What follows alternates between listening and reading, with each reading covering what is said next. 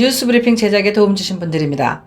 경험과 실적이 증명하는 김효지 부동산 전문인, 절세의 지혜를 나눠드립니다. 이상회계법인, 당신의 편에서 보험사를 상대해주는 제이슨문 손해사정사, 한 곳에서 시작되는 안정된 미래 선우앤선우 종합보험, 50불 이상 주문하면 무료로 배달합니다. 케이터링의 명가 참사랑, 20년의 경험과 실력과 노련함 우리들 척추신경원, 홍성구의 뉴스브리핑 지금 시작하겠습니다.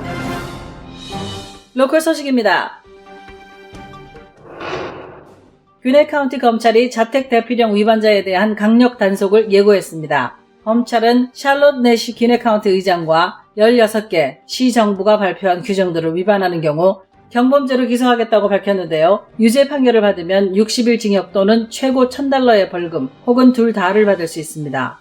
귀넷 검찰은 타인의 건강과 안전을 무모하게 무시함으로써 대중을 위험에 빠뜨리는 개인은 법이 정하는 최대 형량으로 기소될 것이라고 했는데요. 이렇게 검찰이 공격적으로 단속하겠다고 밝힌 것은 주민들의 안전을 보장하기 위한 노력이라고 설명했습니다. 앞서 브라이언 캠프 주지사와 자연자원부 마크 윌리엄스 장관은 공동성명을 내고 조지아주의 모든 주립공원과 호수에서 사회적 거리두기를 지키지 않는 주민들을 단속하겠다고 밝힌 바 있습니다. 조지아주에서 코로나19로 인해 사망한 주민이 100명을 넘었습니다. 어제 저녁 7시 기준으로 조지아주의 코로나19 환자 수는 129개 카운티에 걸쳐 총 3,032명으로 그중 773명이 병원에 입원 치료를 받고 있습니다. 사망자는 총 102명입니다. 가장 환자가 많이 나온 것은 풀턴 카운티로 환자 503명에 16명이 사망했고, 집단 감염이 있었던 도호티 카운티에서는 환자 278명에 18명이 사망했습니다. 디캡 카운티는 환자 294명에 3명이 사망, 캅 카운티는 환자 250명에 11명이 사망했고, 귀넷 카운티는 환자 178명에 2명이 사망한 것으로 집계됐습니다. 빌 리 테네시 주지사는 어제 주 저녁에 2주간 자택 대피령을 내렸습니다.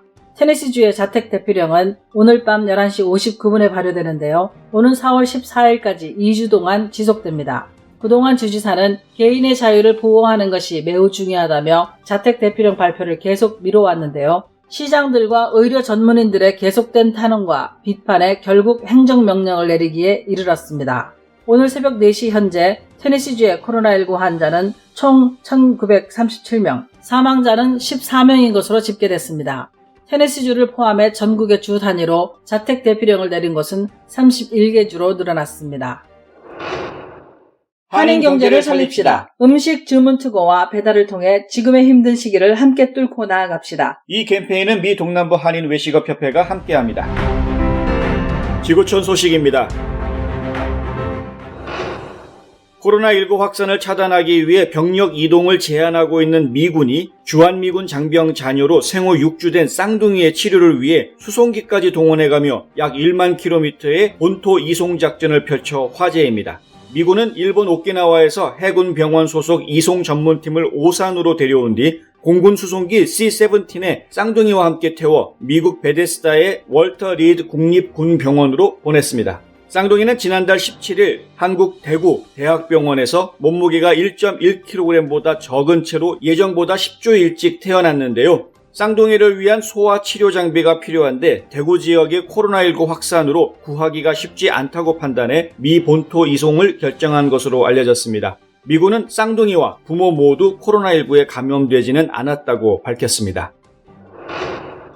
어제까지 중남미 각국 보건당국 발표와 현지 언론 보도를 종합하면 중남부 30여 개국의 코로나19 누적 확진자 수가 총 16,100명이라고 연합뉴스가 보도했습니다. 사망자는 총 400명을 넘어섰습니다. 국가별로는 브라질이 환자 4,630명에 사망 163명으로 가장 많고, 칠레가 환자 2,449명, 에콰도르가 환자 1,966명에 사망 62명, 멕시코는 환자 1,094명에 사망 28명, 파나마가 환자 1,075명 순입니다.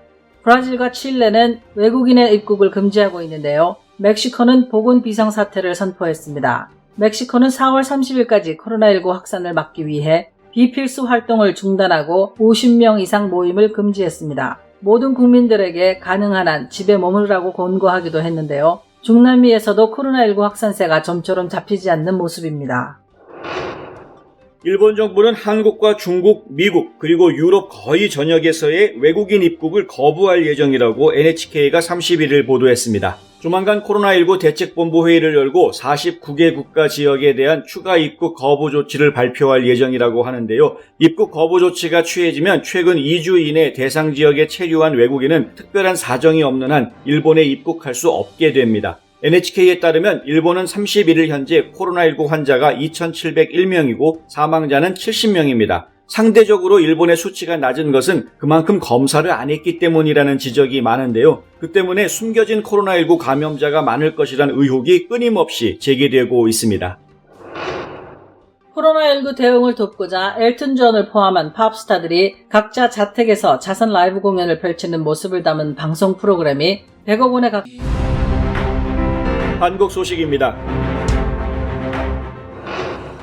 코로나19 여파로 초중고교생 540만 명이 사상 초유의 온라인 개학으로 새학년을 시작하게 됐습니다. 고등학교 3학년과 중학교 3학년부터 4월 9일에 온라인 개학하고 나머지 학년은 4월 16일과 20일에 순차적으로 온라인 개학을 하게 됩니다. 온라인 개학이란 정규 수업을 원격 수업으로 시작한다는 뜻입니다. 정부는 코로나19 확산세가 누그러들었다고 판단되면 학교별, 학년별, 학급별로 차등을 두면서 원격 수업과 대면 수업을 조금씩 병행하겠다고 예고했습니다. 이를 위해 교사들은 4월 1일부터 각 학교에 출근해 개학 전까지 원격 수업을 준비하게 됩니다. 유은혜 교육부 장관은 전시 기간에도 천막 학교를 운영했던 대한민국 교육 역사 70여 년을 되돌아보면 학교가 문을 열지 못하는 현재 상황은 사상 초유의 일이라며 온라인 개학이 성공할 수 있도록 국민 여러분의 관심과 협조를 부탁드린다고 당부했습니다.